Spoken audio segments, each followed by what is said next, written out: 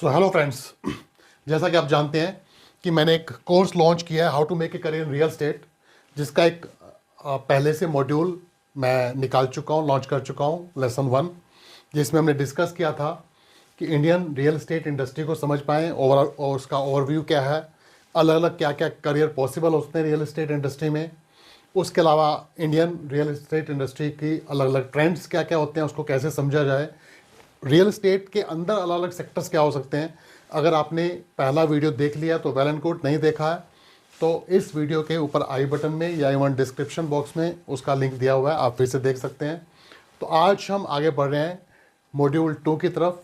This is second video in that series.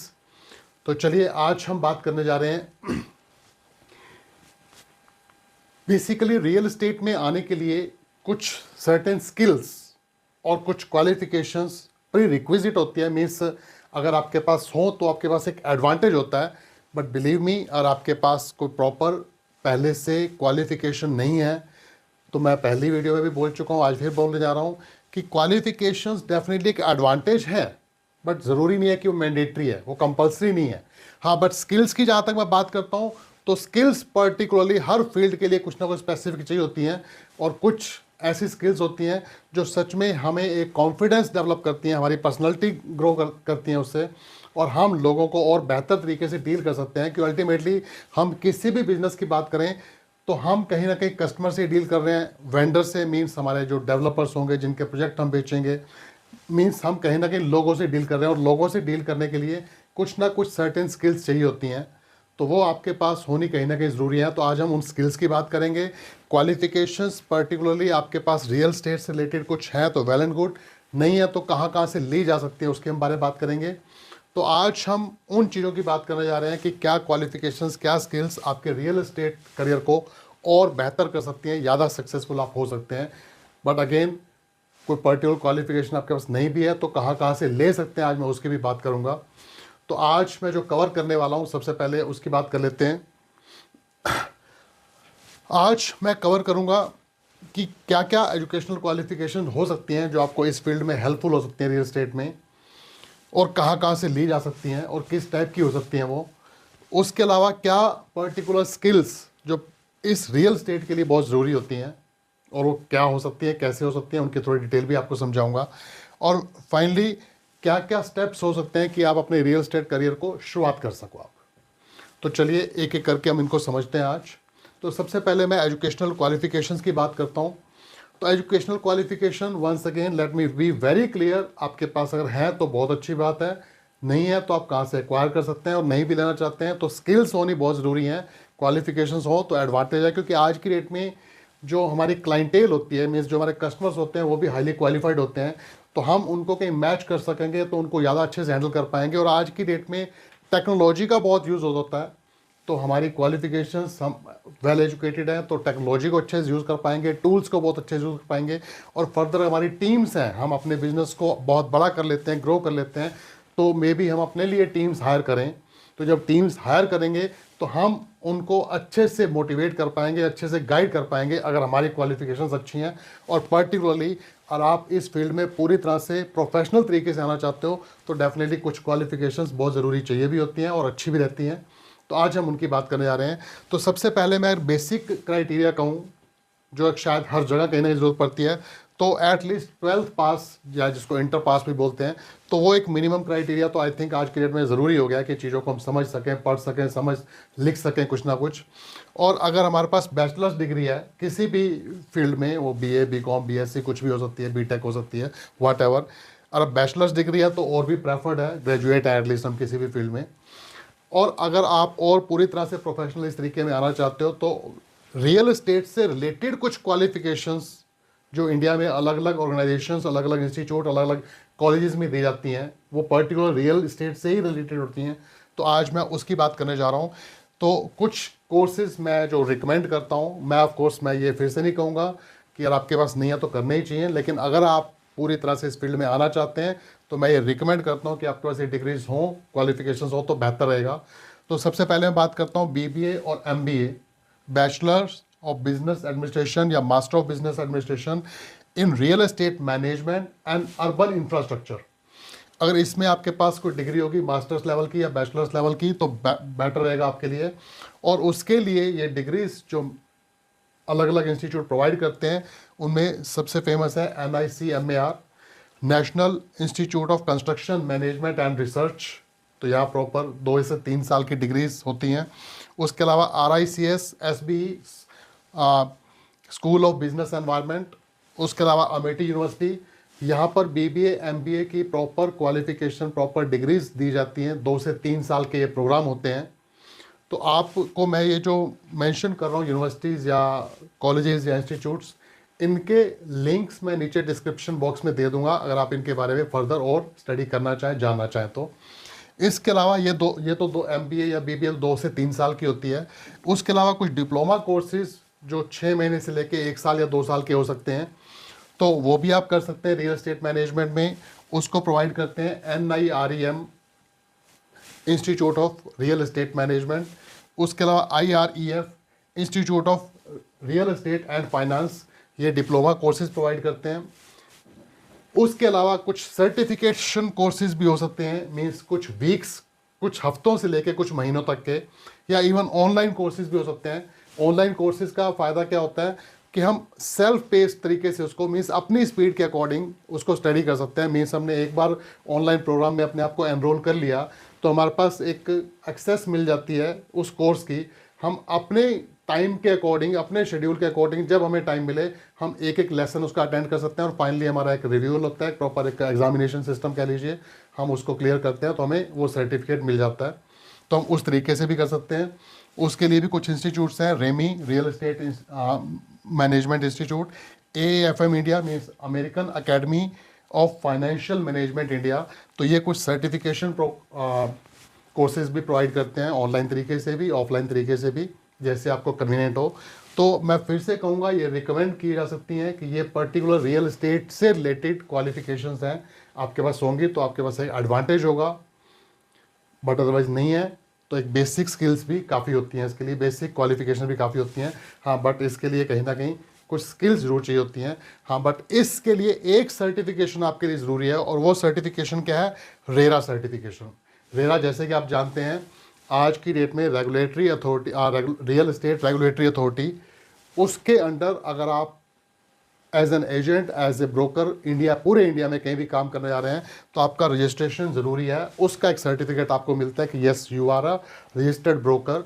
तो वो आज की डेट में प्रैक्टिस करने के लिए रियल एस्टेट में बहुत ज़रूरी है, वो मस्ट है, दैट इज़ मैंडेटरी, वो कंपल्सरी है, दैट मीन्स।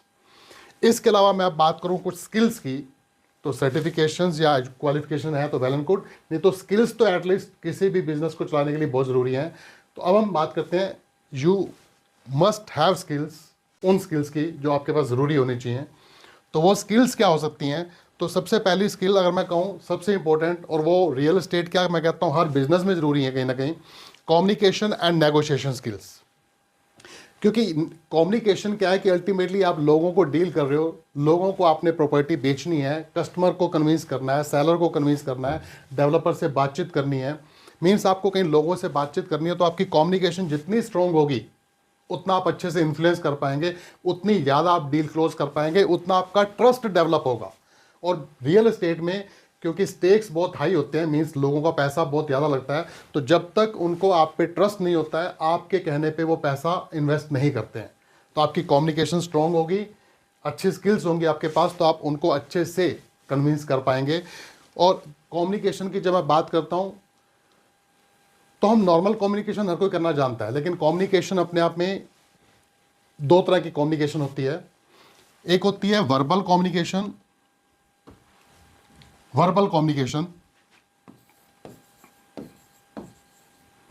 वर्बल मीन्स जो मेरे मुंह से शब्द निकल रहे हैं, हम इसको बोलते हैं वर्बल कम्युनिकेशन।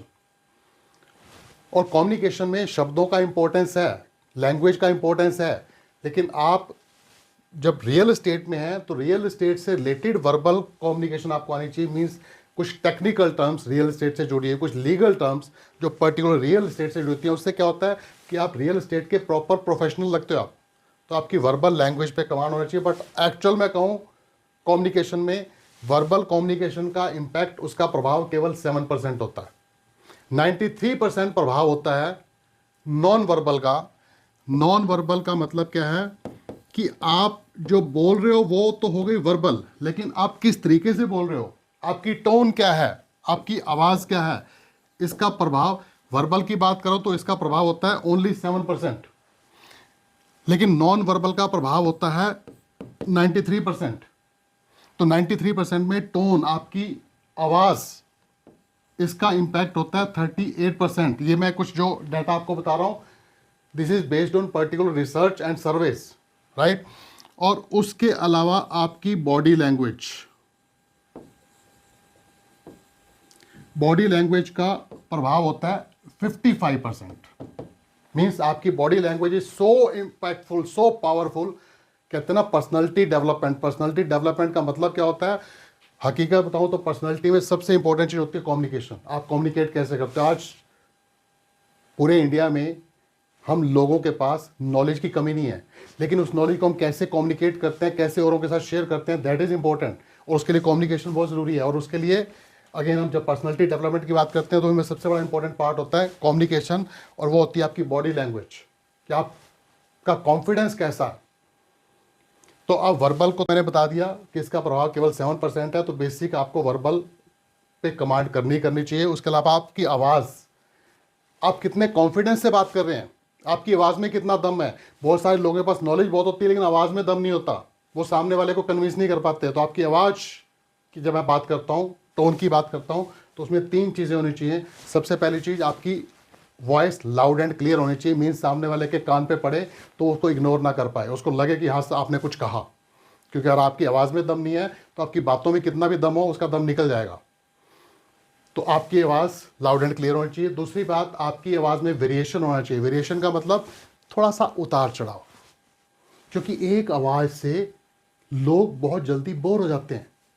तो आपको किसी कस्टमर को जब कन्विंस करना होता है तो बहुत टाइम लगता है उसके लिए बातचीत करने में, तो उसमें थोड़ी वेरिएशन रखेंगे। कभी आपकी पिच हाई है, कभी लो है, तो जितना वेरिएशन होगा उतना वो सामने वाला आपकी बात लंबा टाइम तक सुन सकेगा, वरना बहुत जल्दी पक जाएगा, बोर हो जाएगा, भाग जाएगा वो। तो कस्टमर बड़ी मुश्किल से मिलता है और वो निकल गया एक बार, दोबारा उसको बुलाना, दोबारा कन्विंस करना मुश्किल हो जाता है उसको।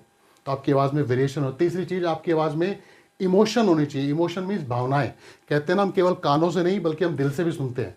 तो सामने वाला आपकी दिल से कब सुनेगा, जब आपकी आवाज़ दिल से निकलेगी। मीन्स उसके आपकी आवाज़ में आपकी भावनाएं होंगी। और भावनाएं आपकी आवाज़ में कब आती हैं, जब आप सामने के हित की बात करते हो, सामने वाले के इंटरेस्ट की बात करते हो, जब सामने वाले के फ़ायदे की बात करते हो। जब हम अपने मतलब की बात करते हैं तो ध्यान रखना, आपकी आवाज़ में वो भावनाएं कभी नहीं आती हैं जो सामने वाले को छू सके। लेकिन जब आप सामने वाले के इंटरेस्ट की बात करेंगे तो आपकी आवाज़ में नेचुरल वो आपकी फीलिंग्स, वो एहसास सामने वाले के लिए अपने आप आएगा और उसके दिल को छू जाएगा। वो समझ जाएगा कि दिस इज़ द पर्सन जिस पे मैं ट्रस्ट कर सकता हूँ। तो आवाज़ इज़ सो इम्पोर्टेंट, इसलिए इसको कहा गया 38% प्रभाव कम्युनिकेशन में आपकी आवाज़ का होता है। उसके बाद बॉडी लैंग्वेज की बात करूं तो मैं कुछ बेसिक चीज़ें बताता हूं। तो बॉडी लैंग्वेज में सबसे पहली चीज़ आपका आई कांटेक्ट। कभी भी सामने वाले से बात करते हो अपनी आंखें मत चुराओ, आंखें नीचे मत करो, उससे आंख मिला के बात करो। क्योंकि जब आप आंख सामने वाले से मिला नहीं पाते हो तो इसके 3 मतलब होते हैं, या तो उसको लगता है आप झूठ बोल रहे हो, या आपको खुद को जानकारी नहीं है, या आपके अंदर कॉन्फिडेंस नहीं है। और इन तीनों में से कुछ भी होगा तो आपकी बात में इंटरेस्ट कहाँ से लेगा वो।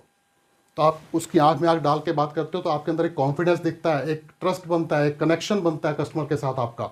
तो सबसे पहली चीज़ बॉडी लैंग्वेज में नज़र मिला के बात करो, उससे कॉन्फिडेंस दिखेगा। दूसरी बात हैंड जेस्चर्स, आपके हाथों की मूवमेंट।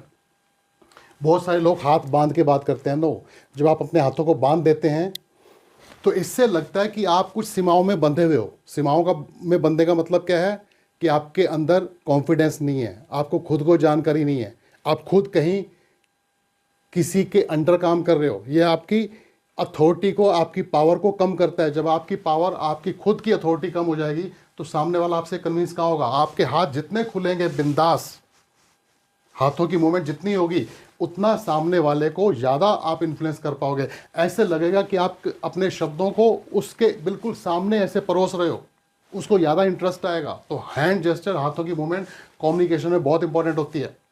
उससे सामने वाले, अगर मान लो पूरा ग्रुप है, 2-3 लोग हैं एक साथ, उनसे बात कर रहे हो तो सामने सभी को लगता है कि सभी को आप इंक्लूड कर रहे हो।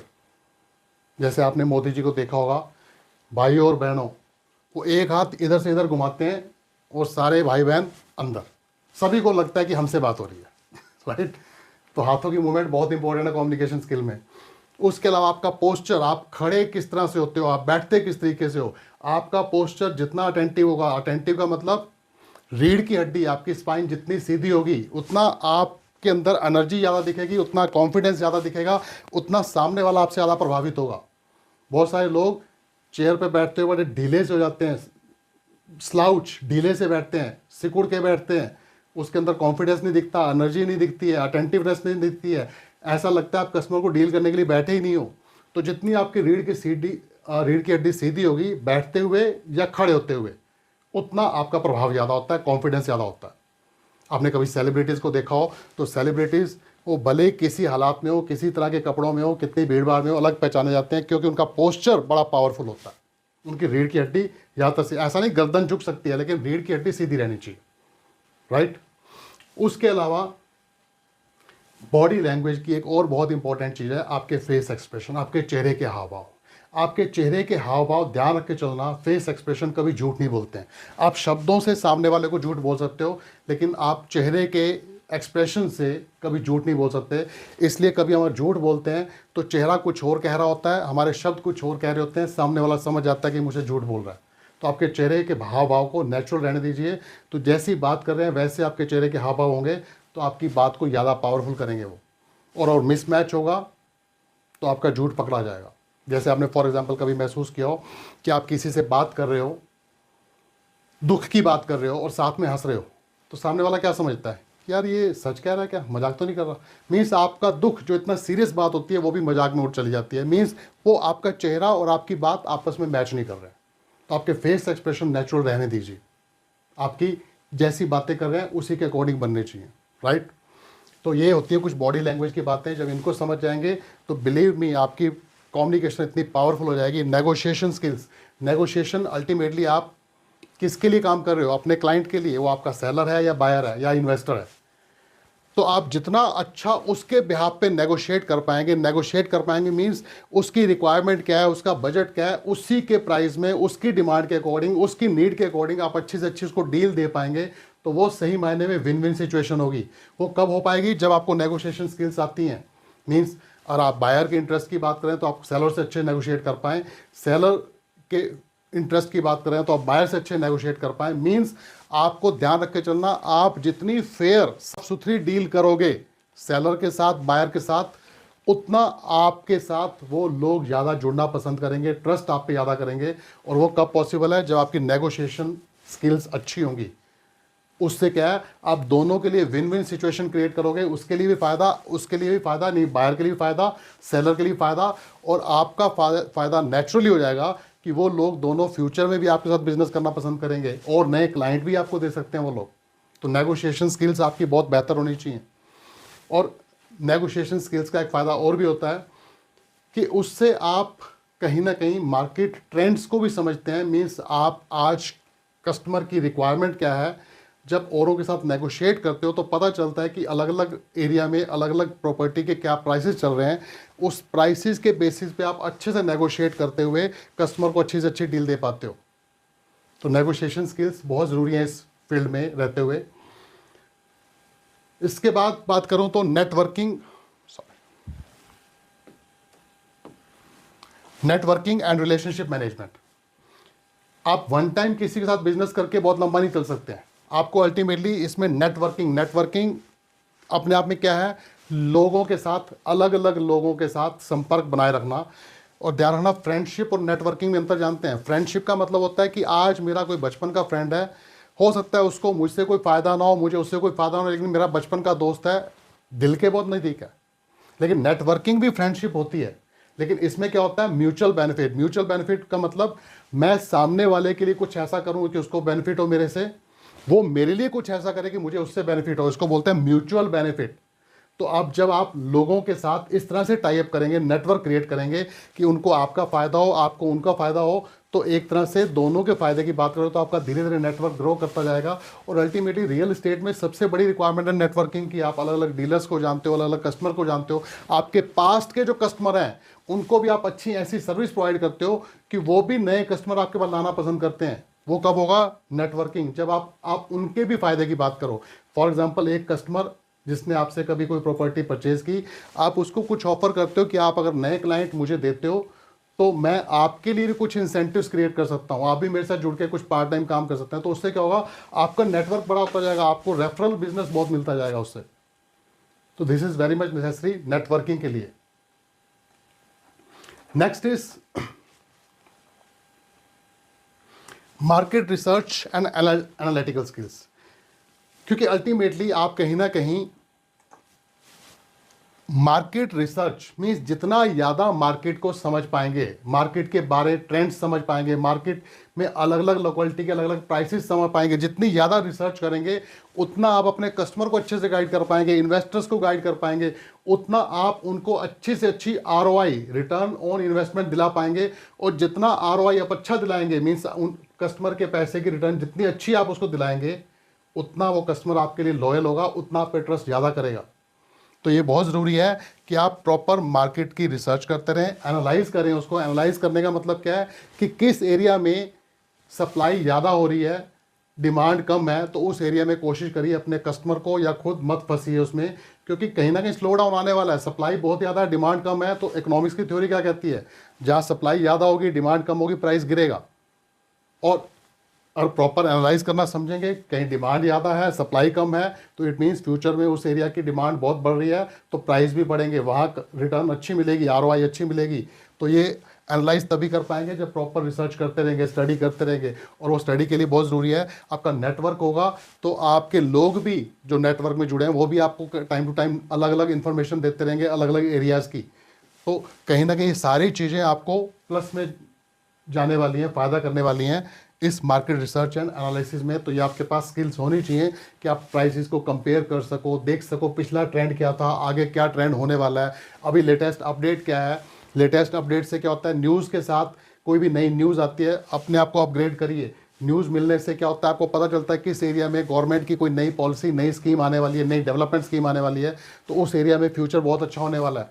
तो वो तभी कर पाएंगे जब आप प्रॉपर टच में रहेंगे हर चीज़ के, लोगों के, न्यूज़ के साथ। अलग अलग सोर्सेज पे जो भी डाटा आपको मिल सकता है उसको कलेक्ट करिए, उसको स्टडी करिए, एनालाइज करिए, और उसके बेसिस पे जो बेस्ट रिजल्ट हो सकते हैं वो अपने इन्वेस्टर्स को, अपने कस्टमर को गाइड करिए। उसके अलावा digital marketing and online presence, क्योंकि एक टाइम था जब हमारा बिजनेस आमतौर पे वो पैम्फलेट्स हम प्रिंट आउट करके बंटवाया करते थे, पैम्फलेट्स, फ्लायर्स, पर आज की डेट में वो सब आउटडेटेड हो चुके हैं। आज की डेट में कोई ब्रोशर या पैम्फलेट कोई आपके हाथ से लेना पसंद भी नहीं करता है। आज की डेट में सब कुछ डिजिटल हो चुका है, ऑनलाइन। आजकल सब कुछ चाहिए, व्हाट्सएप के थ्रू चाहिए, मेल के थ्रू चाहिए, ऑनलाइन चाहिए। तो आप अपनी प्रेजेंस भी, आज आपका ऑफिस कहीं पर भी हो, शायद ही कभी ऐसा होता हो कि कोई चलता हुआ कस्टमर डायरेक्ट आपके ऑफिस में आ जाए। आजकल ज़्यादातर कस्टमर पहले से आपके साथ बातचीत करके आते हैं, और पहले से बातचीत कब हो सकती है? जब आपकी ऑनलाइन प्रेजेंस हो। ऑनलाइन मीन्स आप कहीं ना कहीं उनको किसी प्लेटफॉर्म पे दिखो, तो उसके थ्रू क्या होता है? एक लीड जनरेट होती है, कस्टमर को आप कॉल करते हैं या कस्टमर आपको कॉल करता है, तो आपकी ऑनलाइन प्रेजेंस होगी। डिजिटल मार्केटिंग के लिए अलग अलग सोशल मीडिया प्लेटफॉर्म जितने भी हैं, फेसबुक हो गया, इंस्टाग्राम हो गया, लिंक्डइन हो गया, यूट्यूब हो गया, इसके थ्रू आप अपने प्रोजेक्ट्स, जो भी जिस भी प्रॉपर्टी में आप डील करते हैं, उसकी पिक्चर्स, उसकी वीडियोस, या आपके पास रियल एस्टेट की कोई खास नॉलेज है, उसको शेयर करते रहेंगे, तो आपका ट्रस्ट जनरेट होता रहेगा, आपकी ऑनलाइन प्रेजेंस दिखती रहेगी। जैसे फॉर एग्जांपल, आज मैं आपके सामने ये रियल एस्टेट का कोर्स प्रेजेंट कर रहा हूँ, तो इससे क्या है कि अगर आप मुझे देख रहे हो तो अनडाउटली कहीं ना कहीं आपको ये तो ज़रूर लगेगा कि ये पर्सन है जो हमें अच्छा गाइड कर सकता है, तो एक ट्रस्ट डेवलप कर रहे हो। तो आप भी जो भी शेयर कर सकते हो। मैं फिर से कहूँगा, मेरा पर्पस केवल इतना नहीं है कि मैं रियल एस्टेट की लीड्स जनरेट करूं, बट मेरा पर्पस है कि मैं औरों को भी गाइड करूं कि आप अच्छे से अच्छा कैसा कर सकते हो, क्योंकि मेरे ट्राइड एंड टेस्टेड तरीके हैं, और मैं चाहता हूं कि मेरे ट्राइड एंड टेस्टेड तरीके हर एक के काम आने चाहिए। और आपकी जानकारी के लिए बता दूं कि मैं एक कॉर्पोरेट ट्रेनर भी हूं, मेरा एक और चैनल भी है, आप अपनी स्किल्स को, कॉन्फिडेंस को और बेहतर करना चाहते हैं तो आपको मेरा एक अलग चैनल है नीरज कुमार जस्ट एम्पावरमेंट। वहाँ पर अपनी स्किल्स को बेहतर करने के लिए, अपने आप को बेहतर करने के लिए, आपकी पर्सनैलिटी को ग्रूम करने के लिए बहुत सारे अलग अलग वीडियोस मिल जाएंगे। तो उस चैनल का सब्सक्रिप्शन के लिए इस वीडियो के एंड पे मैं आपको आइकन दे दूंगा, या इवन इस वीडियो के डिस्क्रिप्शन बॉक्स में भी आप जाके दे सकते हैं, उस चैनल का लिंक मिल जाएगा आपको, या आई बटन में भी मिल जाएगा। तो आप उसको, उस पर भी अलग अलग वीडियोस देख के अपने आप को बेहतर कर सकते हैं। मैं अलग अलग स्किल्स पे काम करता रहता हूँ। मेरा बेसिकली जो मेन प्रोफेशनल फील्ड है that is NLP, neuro linguistic programming. Neuro linguistic programming ultimately हमारे माइंड की प्रोग्रामिंग कैसे होती है, क्योंकि हमारी हर चीज़ पे कंट्रोल किसका है, हमारे माइंड का। मैं अभी आपसे कम्युनिकेट कर रहा हूँ, हाथ मेरे मूव हो रहे हैं, मैं सांस ले रहा हूँ, मेरी हर एक्टिविटी कौन कंट्रोल करता है, मेरा माइंड। और NLP, न्यूरो लिंग्विस्टिक प्रोग्रामिंग, वो बताती है कि हमारे माइंड की प्रोग्रामिंग कैसे हो रखी है, इसको कैसे अच्छे से अच्छे यूज़ कर सकते हैं, इसकी प्रोग्रामिंग अगर किसी तरीके से अच्छी नहीं है तो उस प्रोग्रामिंग को चेंज कैसे कर सकते हैं। मैं उन सब टॉपिक्स पे दूसरे चैनल पे बात करता हूं, तो आप मेरा दूसरा चैनल भी देख सकते हैं, अच्छी वीडियोस मिल जाएंगी आपको अपने आप को बेहतर करने के लिए। तो आई थिंक आप समझ गए होंगे कि इन सारी स्किल्स पे जितना आप अपना पकड़ मजबूत करेंगे, बेहतर करेंगे, उतना आपकी ग्रोथ रियल स्टेट में बेहतर होती जाएगी। अब बात करते हैं कि आप अपना करियर कैसे शुरू कर सकते हैं। तो सबसे पहली चीज़, जैसे मैंने आपको बताया कि आपको जो भी पर्टिकुलर स्किल्स चाहिए या कोई क्वालिफिकेशन आप लेना चाहते हैं या आपके पास पहले से है, वेल एंड गुड। नहीं तो केवल स्किल्स भी आपकी बहुत बेहतर होंगी तो आप उसके बेसिस पे शुरुआत कर सकते हैं। तो अपने आप को वो स्किल्स दीजिए जिन स्किल्स की ज़रूरत पड़ती है इस बिज़नेस में, क्योंकि स्किल्स नहीं होंगी तो आप टाइम बहुत ख़राब करेंगे बट लीड्स को, अपने कस्टमर को कन्वर्ट नहीं कर पाएंगे, और उसमें मेहनत बहुत लगती है और कस्टमर बड़ी मुश्किल से मिलता है। आजकल लीड जनरेट करना बहुत महंगा हो चुका हुआ है। तो आपके पास स्किल्स होंगी तो आप बड़ी आसानी से, जो अभी जो स्किल्स की बात की, कम्युनिकेशन स्किल्स अल्टीमेटली क्या है, उनको इन्फ्लुएंस करना कस्टमर को, तो वो स्किल्स, वो क्वालिफिकेशन आपके पास एक्वायर कर लीजिए सबसे पहले। उसके बाद गेन एक्सपीरियंस। ध्यान रख के चलना, केवल थ्योरेटिकल नॉलेज मीन्स थ्योरी, सिद्धांत पढ़ा हुआ, बुक्स में पढ़ी हुई नॉलेज नहीं होती है सही मायने में, जब तक हम उसको प्रैक्टिकल अप्लाई नहीं करते हैं। प्रैक्टिकल अप्लाई करने के लिए हम कई बार कहते हैं ना कि एक इंसान 10 साल 15 साल पढ़ाई करके आता है, हम उसको बोलते हैं फ्रेशर हो। अरे भाई, वो 15 साल पढ़ाई करके आया है, तो 15 साल के बाद ये उसको फ्रेशर कह रहे हो क्यों? कि वो सिर्फ किताबी ज्ञान लेकर आया। वो तो किताबी ज्ञान इतना इंपॉर्टेंट नहीं होता, बट उसको एक्सपीरियंस में कैसे कन्वर्ट करना है। आप कभी आपने देखा होगा कि एक इंसान केवल 2 साल का एक्सपीरियंस होता है, हम कहते हैं अच्छा 2 साल का एक्सपीरियंस है। वो 2 साल का एक्सपीरियंस 15 साल की पढ़ाई से भारी पड़ता है। तो आप भी कुछ एक्सपीरियंस लीजिए, किसके साथ, जो पहले से इस इंडस्ट्री में कुछ ब्रोकर्स हैं या रियल एस्टेट कंपनीज हैं, उनके साथ टाई अप करके, उनके साथ काम करके आपको बेसिक आइडिया हो जाएगा कंपनीज कैसे काम करती हैं, ब्रोकर्स पहले जो काम कर रहे हो कैसे काम करते हैं। उससे धीरे धीरे आपका नेटवर्क भी बेहतर होने लगेगा, और छोटा सा नेटवर्क बनेगा तो आप उस नेटवर्क को बड़ा करते जाइए। आप नेटवर्क बड़ा करने के लिए क्या है, जितने प्रॉपर्टी के डेवलपर्स हैं उनको मिलना शुरू करिए, इन्वेस्टर्स को मिलना शुरू करिए, क्लाइंट्स को मिलना शुरू करिए, जो आपके लिंक सर्कल में आपके फ्रेंड्स हैं, आपके रिलेटिव्स हैं, उनसे बात करना शुरू करिए। वो आपको फर्दर और रेफरेंसेस दे सकते हैं, और फर्दर नए क्लाइंट्स, आपके नए फ्रेंड्स डेवलप हो सकते हैं, और आपका नेटवर्क धीरे धीरे बड़ा होना शुरू होगा। वो कब होगा? जब आपके अंदर कॉन्फिडेंस होगा। कॉन्फिडेंस कहाँ से आएगा? आपकी स्किल से, आपके एक्सपीरियंस से। अदरवाइज नेटवर्क आप वैसे ही बनाने निकलेंगे, आप अनाड़ी वाली बात करेंगे, आपकी बात में प्रोफेशनलिज्म नहीं दिखेगी, तो कोई आप पे ट्रस्ट भी नहीं करेगा। लोग आपको नई रेफरेंसेस तो देना छोड़िए, आपसे खुद भी आपकी बात सुनना पसंद नहीं करेंगे। इसके बाद डेवलप मार्केटिंग स्ट्रेटजीज, कि अल्टीमेटली हमें बिजनेस ग्रो करना है तो सबसे बड़ी चीज़ है उसकी मार्केटिंग। और मार्केटिंग कब होगी? जब आपको सोशल मीडिया प्लेटफॉर्म्स अच्छे से यूज़ करने आएंगे। आप और बड़े लेवल पे जा रहे हैं तो अपनी एक वेबसाइट डेवलप कर सकते हैं। वेबसाइट के लिए ध्यान रख के चलना, आपकी वेबसाइट होना एक इंपॉर्टेंट चीज़ है, but at the same time उस वेबसाइट की विजिबिलिटी होना मीन्स उसका एसईओ, सर्च इंजन ऑप्टिमाइजेशन, कि गूगल पे कोई जब आपका नाम डाले, आपकी वेबसाइट का नाम डाले, तो सबसे पहले आपकी वेबसाइट निकल आए, उसको बोलते हैं एसईओ। तो अलग अलग टेक्निकल टूल्स आपको यूज़ करने आने चाहिए, या आपके पास वो स्टाफ होना चाहिए जो आपकी इन डिजिटल प्रेजेंस को, सोशल मीडिया को उस लेवल पे ले आए कि जहाँ भी दिखो आप ही दिखो। तो सोशल मीडिया मीन्स अगेन फिर से कहूँगा, फेसबुक हो गया, इंस्टाग्राम हो गया, लिंक्डइन हो गया, यूट्यूब हो गया। इन प्लेटफॉर्म पे जितने आप एक्टिव रहेंगे, जितने आप अपनी प्रॉपर्टी को ज़्यादा शोकेस करेंगे, ज़्यादा दिखाएंगे, वो कहते हैं ना जो दिखता है सो बिकता है। तो जितना ज़्यादा दिखा पाएंगे अलग अलग प्लेटफॉर्म पे उतना बेहतर रहेगा आपके लिए।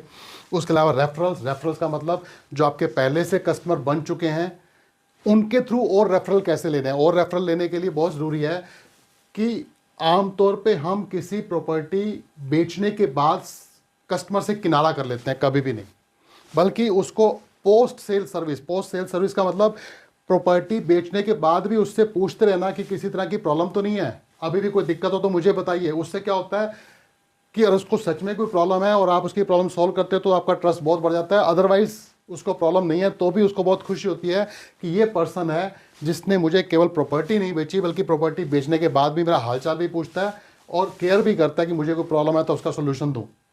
तो पोस्ट केयर बहुत ज़रूरी है। कहते हैं ना, एक आमतौर पे हम हॉस्पिटल में जाते हैं तो ऑपरेशन या सर्जरी होना इंपॉर्टेंट है, बट सर्जरी के बाद की जो पोस्ट केयर मीन्स उसके बाद का जो ध्यान रखना बहुत इंपॉर्टेंट होता है। तो इसी तरह से रियल एस्टेट में एक डील होने के बाद उस क्लाइंट का और ध्यान रखना वो बहुत इंपॉर्टेंट होता है। उससे आपको रेफरल मिलते हैं, उससे और अगला बिजनेस मिलता है। उसको फर्दर फ्यूचर में कभी फिर दोबारा इन्वेस्ट करना हो तो आपके थ्रू करेगा। नए कस्टमर को अगर किसी का नाम बताना हो तो आपका नाम बताएगा वो। तो दिस इज़ वेरी इंपॉर्टेंट। आपकी मार्केटिंग धीरे धीरे ग्रो करती जाएगी आपकी। और फाइनली स्टे अपडेटेड का मतलब फिर से कहूँगा, अभी हमने मार्केट रिसर्च की बात की थी कि अपने आप को अपग्रेड करते रहिए। लेटेस्ट इन्फॉर्मेशन क्या है, लेटेस्ट न्यूज़ क्या है, किस एरिया में कुछ नया होने वाला है, जितना अपने आप को अपडेट करते रहेंगे उतना आप अपने कस्टमर को ज़्यादा गाइड कर पाएंगे, उतने अपने क्लाइंट्स के साथ उनको ज़्यादा अच्छे से अच्छे रिटर्न दिला पाएंगे। और जितना अच्छा रिटर्न दिलाएंगे उतना आपका क्लाइंट लॉयल, वफादार होता जाएगा, सिंसियर होता जाएगा, आप पे ट्रस्ट ज़्यादा होगा उसको। तो this is how you can grow your business. तो आई होप आज हमने जिन स्किल्स की बात की, क्वालिफिकेशंस की बात की, वो आपके पास हैं, वेल एंड गुड। नहीं है तो आप कहाँ से ले सकते हैं, कैसे ले सकते हैं, क्या क्या स्किल्स चाहिए, उसकी मैंने बात की है। तो इन सब चीज़ों पे ध्यान देंगे तो बिलीव मी आप बहुत अच्छे रियल एस्टेट में अपने आप को सक्सेसफुल कर सकते हैं। और इस फील्ड में अगर मैं बात फिर से कहूँ तो शायद आज की डेट में सबसे बड़ी इंडस्ट्री हकीकत में, और पहली वीडियो में भी बात कर चुका हूँ, सेकंड लार्जेस्ट एम्प्लॉयमेंट जनरेटर की आज की डेट में सबसे ज़्यादा एम्प्लॉयमेंट किसी फील्ड में है तो रियल एस्टेट में है, एग्रीकल्चर के बाद। और एग्रीकल्चर में रिटर्न उतनी नहीं है जितनी इस फील्ड में है। सो अब कुछ मैं फिर से कहूँगा, बड़ी सिंपल सी मैं एक्सरसाइज देता हूँ, खास करके उन लोगों के लिए बड़ी इंपॉर्टेंट होती है जो फ्रेशर्स हैं, जो पहली बार इस फील्ड को समझ रहे हैं। जो पहले से काम करते हैं उनके लिए शायद ये एक्सरसाइज इतनी इंपॉर्टेंट ना हो, पर जो बिल्कुल फ्रेशर हैं, जिनको बिल्कुल भी नॉलेज नहीं है, तो उससे क्या है कि आप अपने माइंड को एक मैसेज देते हो कि आपने काम करना शुरू कर दिया। तो सबसे पहली छोटी सी एक्सरसाइज कि आप अपने एरिया में 3 रियल एस्टेट कंपनीज आइडेंटिफाई करिए। 3 रियल एस्टेट कंपनीज को आपने जाके स्टडी करना है और वो क्या सर्विस प्रोवाइड करती हैं। ध्यान रख के चलना, रियल एस्टेट अपने आप में बहुत बड़ा काम है अपने आप में, लेकिन उसमें कोई केवल एग्रीकल्चरल लैंड में डील करता है, कोई केवल रेजिडेंशियल में डील करता है, कोई केवल कमर्शियल में डील करता है, कोई बिल्डर है, कोई इन्वेस्टर है। तो आपको 3 कंपनीज सर्च करनी है अपने एरिया में और देखना है कि वो किस तरह की सर्विस प्रोवाइड करते हैं। ये एक बेसिक सी चीज़ दे रहा हूँ ताकि आप अपने आप को इन्वॉल्व करना शुरू कर दें इस काम में। दूसरी एक्सरसाइज है कि आपको लिंक्डइन पे एक अपना अकाउंट क्रिएट करना है और रियल एस्टेट से जुड़े हुए 3 लोगों के साथ कनेक्शन एस्टैब्लिश करना है, उनसे कन्वर्सेशन, उनसे बातचीत करनी शुरू करनी है आपने। क्यों, फिर से बता दूं, अगर आप सोशल मीडिया यूज़ नहीं करेंगे तो इस फील्ड में आज की डेट में सक्सेसफुल होना आसान काम नहीं है। बस सोशल मीडिया के थ्रू आपकी पहुंच केवल आपके दायरे में नहीं, आपके आसपास नहीं, पूरे इंडिया में, पूरी दुनिया में कहीं भी हो सकती है। इसके अलावा तीसरी छोटी सी एक्सरसाइज कि आपको प्रोफेशनल अकाउंट क्रिएट करने हैं सोशल मीडिया प्लेटफॉर्म पे, वो इंस्टाग्राम हो, वो फेसबुक हो, वो लिंक्डइन हो, वो यूट्यूब हो। प्रोफेशनल अकाउंट ध्यान रख के चलना। हमारे सबके फेसबुक इंस्टाग्राम पे अकाउंट्स तो होंगे, लेकिन वो अगर आपके पर्सनल हैं, पर्सनल का मतलब जिस पे आप अपनी पर्सनल फोटोग्राफ्स डालते रहते हो, जिस पे आप अपनी फैमिली की फोटोग्राफ्स डालते रहते हो, उसको प्रोफेशनल मत बनाना। वो बहुत अच्छा प्रोफेशनलिज्म नहीं दिखती है उसमें, बल्कि अलग पेजेस क्रिएट करो जिसमें केवल और केवल आपकी बिजनेस से, आपके प्रोफेशन से रिलेटेड, आपकी सर्विस से रिलेटेड चीज़ें हों, आपकी क्लाइंट से, आपकी मार्केट स्टडी के बारे में आप उस पर नॉलेज शेयर कर पाएँ। वो आपका प्रोफेशनल, जिसे कहते हैं, आउटलुक दिखाएंगी लोगों को। और जितने आप प्रोफेशनल दिखेंगे लोग उतना आप पे ट्रस्ट ज़्यादा करेंगे। तो आपने प्रोफेशनल अकाउंट्स क्रिएट करने हैं सोशल मीडिया पे। सो आज के लिए इतना काफ़ी है और मैं अगला मॉड्यूल 3 बहुत जल्दी लेकर आऊँगा। पहला मॉड्यूल आप देख चुके हैं तो वेल एंड गुड, नहीं तो डिस्क्रिप्शन बॉक्स में उसका लिंक दिया हुआ, वो देख सकते हैं। इस वीडियो को अगर आप लगे सच में आपके लिए यूज़फुल है तो प्लीज़ आप इसको लाइक भी करिए, शेयर भी करिए, और फ्यूचर में ऐसी वीडियो लाता रहूँगा, इसलिए चैनल को सब्सक्राइब भी कर लीजिए। So my best wishes to all of you. So see you in the next video. Thank you. और once again please like share subscribe करना मत भूलिएगा, कि मैं अगर इतनी मेहनत करता हूँ, एफर्ट करता हूँ, तो मुझे बहुत खुशी होती है कि आप हल्का सा थोड़ा सा प्यार मुझे देते रहेंगे, तो मेरी हिम्मत और बेहतर होती रहेगी और मैं आपके सामने और वीडियोस लाता रहूँ। आप अगर मेरे साथ मेरी टीम में काम करना चाहें तो मैंने डिस्क्रिप्शन बॉक्स में एक लिंक दिया है कि मेरे साथ एज ए टीम काम कर रहे हैं, तो उसमें एक फॉर्म है, उस पर लिंक पे क्लिक करेंगे तो एक फॉर्म ओपन होगा। अपनी डिटेल शेयर करिए, हम आपसे कांटेक्ट करेंगे। आप हमारी टीम के साथ एज ए फ्रीलांसर भी काम कर सकते हैं। और आप पहले से आपके पास कोई कस्टमर है लेकिन अभी आप नए हैं इस काम में, तो आपके पास कोई बेचने वाला है प्रॉपर्टी या प्रॉपर्टी परचेज करने वाला है, तो उसके लिए भी मैंने नीचे लिंक दिए हुए हैं। उनको लिंक को क्लिक करके आप प्रॉपर्टी बेचना चाहते हैं तो उसकी डिटेल शेयर कर सकते हैं, प्रॉपर्टी खरीदना चाहते हैं तो उसकी भी रिक्वायरमेंट अपनी शेयर कर सकते हैं कि आपको किस तरह की प्रॉपर्टी चाहिए, आपको किस एरिया में प्रॉपर्टी चाहिए। तो अलग अलग चीज़ों के लिए अलग अलग नीचे डिस्क्रिप्शन बॉक्स में फॉर्म दिए हुए हैं, आप उनको यूज़ करके मेरे साथ कॉन्टैक्ट कर सकते हैं। So once again my best wishes. Thank you.